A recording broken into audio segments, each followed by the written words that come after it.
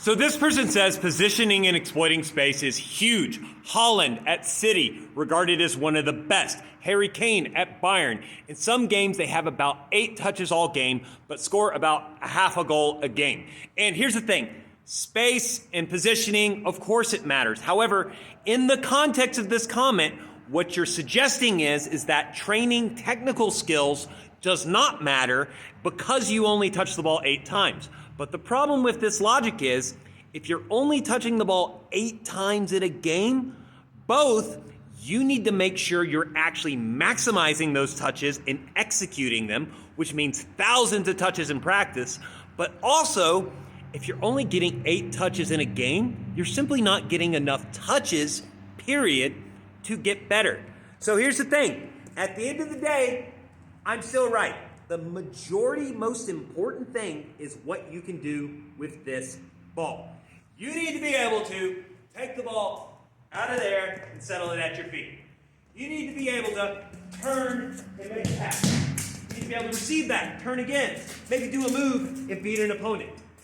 And you need to combine different types of touches, different types of drills. You can juggle like this.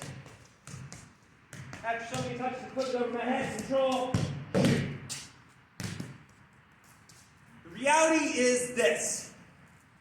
The number one thing that separates professional players from everyone else is what they can do with this is better than anything you can do with that ball.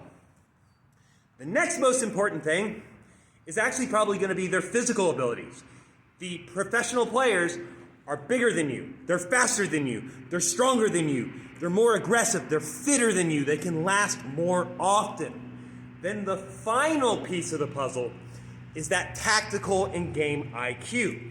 Now, we could make an argument that that tactical and game IQ, that final piece, is what separates, say, Erling Haaland or Harry Kane from, say, Adama Traore, for example. Like, Adama Traore does not have the same game IQ as they do.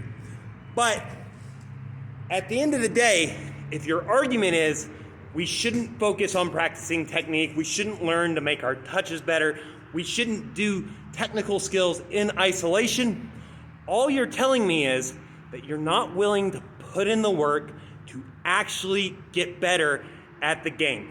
Especially for those of you that are youth soccer players that aren't at that high level right now.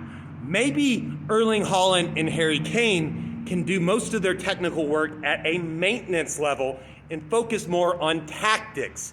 But you as a youth player, you're not good enough yet. You have to actually build your technical abilities up to that level, and there's simply no other way to do it other than thousands upon thousands of touches over and over again to maximize your technical ability.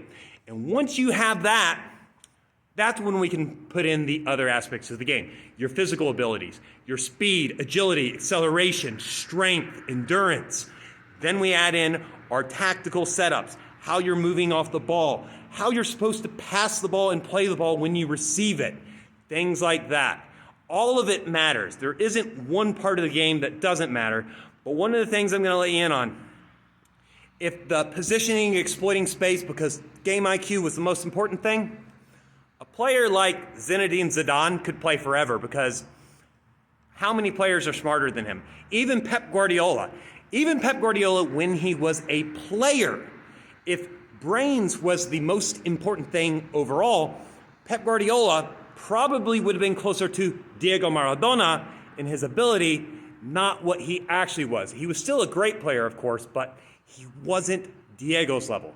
The reason Diego Maradona was himself was no one has ever had as good of a touch and was as good of a dribbler as he was.